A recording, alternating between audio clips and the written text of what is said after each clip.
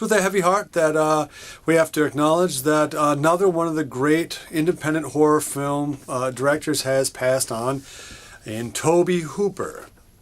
Tobe Hooper, of course, most famous for directing Texas Chainsaw Massacre, perhaps the second most influential horror film ever made. Certainly the second most influential independent horror film ever made, right behind Night of the Living Dead. Tobe Hooper is, of course, or was, of course, one of the last great directors from that generation of horror movie directors. You know, we lost George A. Romero about a month ago at this point. We lost Wes Craven. Really the only one still kicking from that generation is Sam Raimi, in part because he was a little younger than those guys when he got started. Tobe Hooper was a documentarian and a professor, believe it or not, before he did Texas Chainsaw Massacre. When Texas Chainsaw Massacre hit, it was an instant sensation. In part because it was a very well-made film, where Romero's Night of the Living Dead gets some of its juice from its documentary kind of ragged filmmaking style.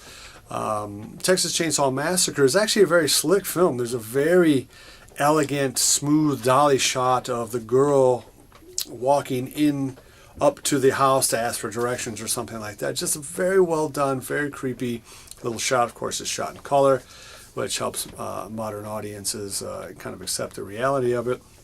It's just a very slick, very believable film. It's one thing to have a zombie movie or an Evil Dead style movie with demons and such, but because we know that stuff isn't true. But the idea of a cannibal family, well, that is true. I mean, that has happened in the past, quite notoriously. Everything about that film kind of resonated and hit. Gunnar Hansen, of course, the great villain in that film. I got to work with Gunnar Hansen in our own Witch Hunter, just an absolute pro and a total giant of a man. Size rarely translates on film very well. Small people tend to look bigger and big people tend to look smaller. Well, Gunnar Hansen looked big in every film he was in because he was just a hulking beast of a man, and Tobe Hooper discovered him. Tobe Hooper would then go on to do Salem's Lot in 1979 for CBS. That was a 2-night miniseries based on Stephen King's book, who at the time I think had only had 2 novels out, Carrie, maybe Cujo, and Salem's Lot. And it's actually, I think it's easily one of the best Stephen King adaptations ever made, with maybe only The Shining being better. Salem's Lot, in my opinion, is the greatest vampire film ever made. It combines very nicely old vampire mythos in a sort of a modern setting, has a great cast including James Mason and David Soul, and there are some incredibly good camera tricks in it. In particular, when Danny Glick kind of creeps up to the window with the fog kind of rolling backwards and all that. It's a technique I actually stole for our upcoming film, Five Must Die. It's just a really slick, relatively easy gag to pull off. It's just one of those things where, you know, Tobe Hooper, say what you will about his later films, which weren't so good, he was a technician. He did know what he was doing.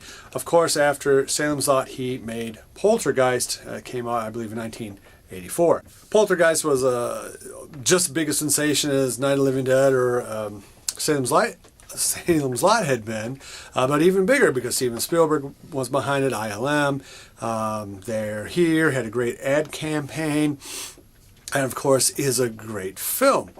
However, and this is kind of where things maybe started to turn south for Tobe Hooper, is that there had been rumored almost from the beginning of that film's release that Tobe Hooper did not in fact direct the film, that basically amounted to a mascot on set, and it was actually Spielberg who was directing it. There was going to be a DGA strike, I believe, at least that's what they thought was going to happen. And so they hired Tobe Hooper with the idea, well, there was a strike. Here we have a very competent horror movie director that can come in and do something good. As it turned out, there was no strike, so Spielberg could basically be on set the entire time. He also produced the film and kind of was the juice behind making it. So it's not impossible to think that this is true. This isn't just, you know, extra saying this. This is camera people. People were on set every day, said, well, you know, Tobe, was an easygoing guy and really didn't direct the film. Spielberg did. Arguably, he's one of the greatest B-horror movies of all time, just for the sheer number of movies that he made. He made almost 36 films and TV shows altogether. Some of them, of course, which are great, like Texas Chainsaw Massacre and Salem's Lot, and some of them like Crocodile and The Mangler. It's a terrible film. It's just, there's almost nothing redeeming about it other than it's just perfect for riff tracks. So his, and maybe the reason why is that after Salem's Lot, it seemed, and maybe Poltergeist, I don't want to say that for sure that he didn't do Poltergeist, it's just rumored that he didn't.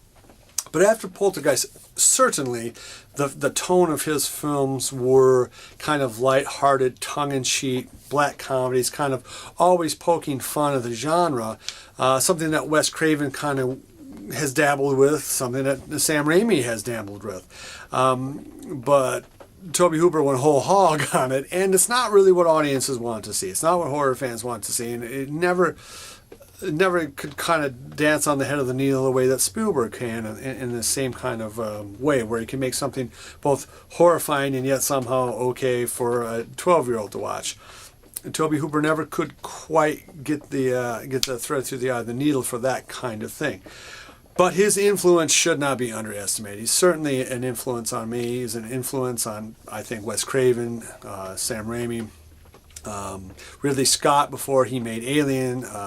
Apparently watched Texas Chainsaw Massacre a lot. He said it's the best independent horror film ever made, and there's certainly a lot of argument for that. So here's the Tobe Hooper, one of the last of his generation of great filmmakers, and we'll see you on the other side, Toby. Okay, so War Pig will be back in next week. I'm not sure what we're going to talk about yet. I just don't know what he wants to talk about. Thanks to everyone who's been looking up Living Dead World. We're over 75,000 views on YouTube. Thank you so much. Keep liking and subscribing if you're a YouTube viewer and you're watching it on YouTube. We are going to be expanding out to other video-on-demand sites. So keep your eyes open for that. We are going to hopefully have Living Dead World out in a high-def version either for Christmas and or for springtime.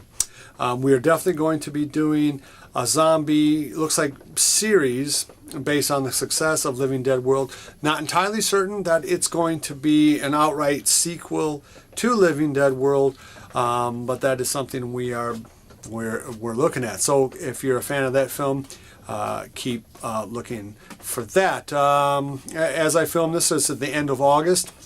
We're going to be at the Novi not Novi,